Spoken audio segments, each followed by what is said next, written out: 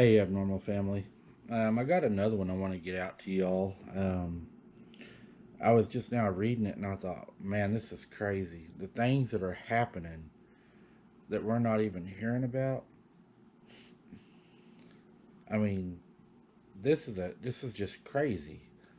Um, and it's scary. I mean, if you actually picture this happening in your backyard, it's. I'm just going to go ahead and just we're going to get into it, and this is just a crazy story. The Lacey police were looking for the man who brutally attacked a family's four dogs this week in a seemingly random incident. One of the dogs was cut so badly the wound went down to the bone, according to the documents from the veterinarian's office. For Lynn Jenkins Roberts and Jim Roberts, their dogs are their family. Monday night, the Roberts got a call from their roommate who said that a man snuck into the backyard and attacked their dogs.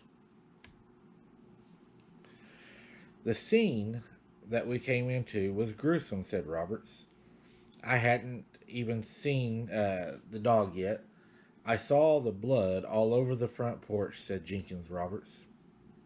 The Roberts roommate said she saw the attack happen. And if you dig really far, there was a Facebook conversation that they were talking about this.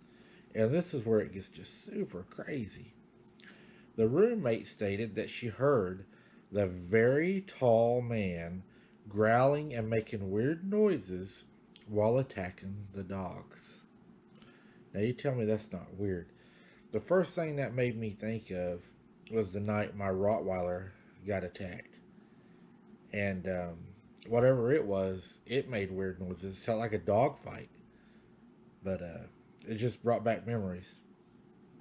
Donna Clark said she yelled at the attacker. The man then took off, jumped over a fence, and ran into the woods. She said that the way he leaped the fence was strange and didn't look like how a normal person would jump a fence.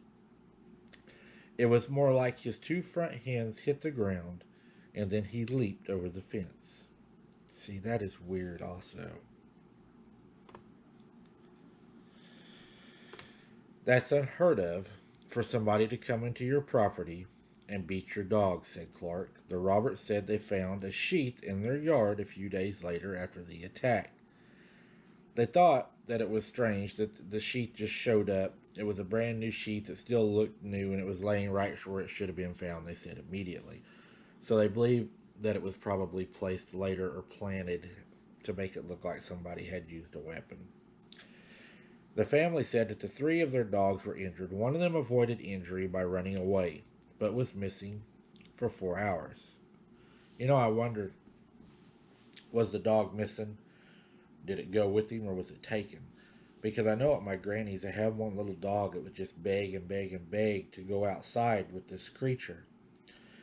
They would let it out even on a rainy night. And whenever it would come back and scratch at the door and they would let it in, it would be dry. So it makes me wonder. I mean, a lot of this story brought a lot of things home to me. Three of the dogs are siblings from the same litter.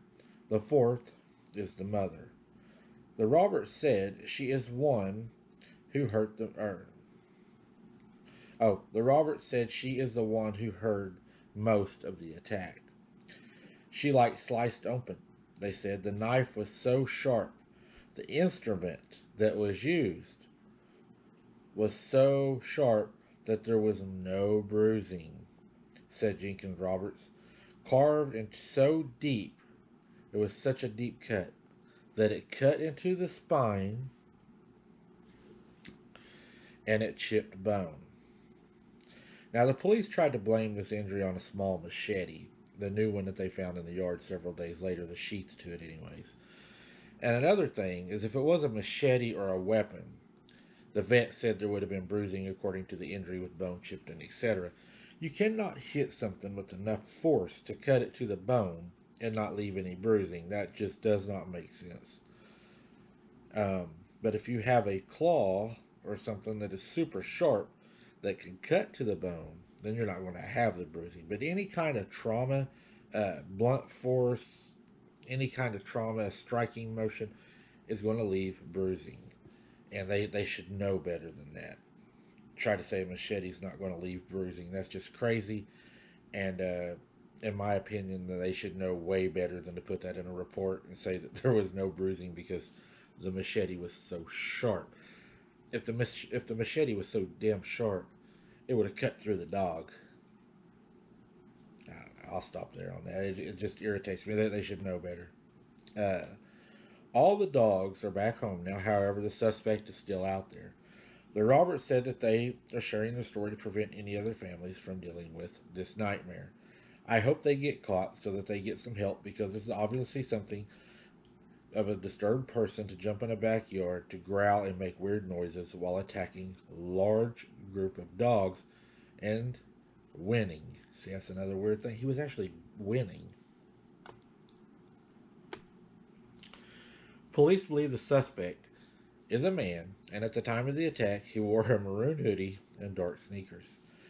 They believe the hoodie is what made the suspect appear weird or different to the witness, as the witness said there were parts of the person that did not look human or misfigured. So they're going to throw in some things to say, well, this is probably why he didn't look, human, is because of this and that. And they're going to put their twist in it, and then they're going to put their machete in it, and a brand new case. And machete doesn't bruise people when you hack somebody with it, which we know better than that. That's just common sense. Anybody knows that. But anyways, guys, this is one I really wanted to share with you. I want to let you know I've got a person I'm probably going to have on the show coming up. She's got some really good stories, some two encounters, and I've been talking to her, and we're going to try to get her on the show as soon as we can. I'm working on getting some moderators. I have a couple of people I'm considering right now, and we'll get that taken care of. The more moderators, the better, to help keep us in line and keep things running smoothly. We have been attacked before in the past, and we know who those people were, and that was took care of. But it can always come back. So we're just trying to get as many moderators as we can to keep everything running smooth. We're getting rain outside right now. It's a gloomy night. Just hoping the water comes up some. That way we can get back down there, get some boots on the ground. I am going back to the location where y'all heard the wood knocks. I am going to go back there. I know there's something there, and I feel like I need to get down there before it leaves the area. In case it does leave the area, if it's migrating up to another spot. So I will be going back there. Hey, until then, guys, I appreciate each and every one of you. Until next time, keep your head on a swivel and don't be something's dinner.